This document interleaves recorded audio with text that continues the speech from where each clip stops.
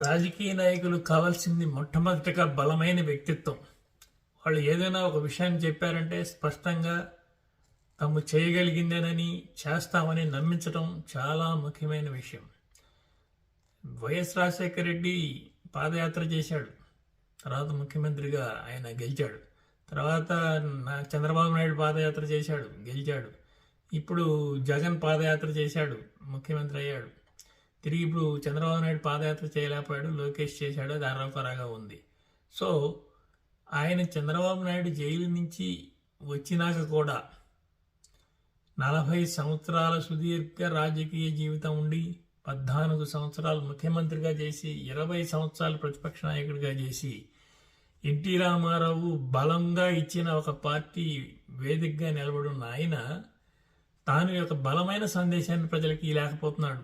తాను కాన్ఫిడెంట్గా నేను చేయగలను, 6 మీడియా సంస్థల చేతిలో ఉన్నాయి, నేను చేయగలను, నేను ఏమన్నా పొరపాటు చేస్తే క్షమించండి, నేను ఈ జగన్ లాంటి వ్యక్తిని నేను ఓడించగలను అని చెప్పి బలమైన సందేశాన్ని ఇవ్వలేక ఒక క్రౌడ్ పుల్లింగ్ సినిమా నటుడు క్రౌడ్ పుల్లింగ్ ఉన్న ఒక సినిమా నటుడు స్థాపించిన 7-8% ఓట్ల కోసం వెంపర్లాడుతున్నాడు.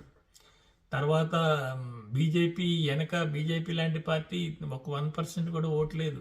కానీ ఆ పార్టీ ఏదైనా కేంద్ర ప్రభుత్వంలో ఉన్నది కనుక ప్రభుత్వపరమైన అండ ఉంటే బాగుంటుందని వెంపర్లాడుతున్నాడు. అదే ప్రశాంత్ కిషోర్ అండ్ వ్యూహకర్తల వెంటబడుతున్నాడు. ఇవన్నీ కూడా ప్రజల్లో తనకున్న బలహీనమైన పరిస్థితిని ఎస్టాబ్లిష్ చేస్తున్నాయి. జైలుకి వెళ్ళొచ్చిన సింపతిని కూడా ఆయన ఫార్వర్డ్ చేయలేకపోయాడు జనంలోకి. ఇదంతా ఒక రాంగ్ మెసేజ్ వెళ్తుంది.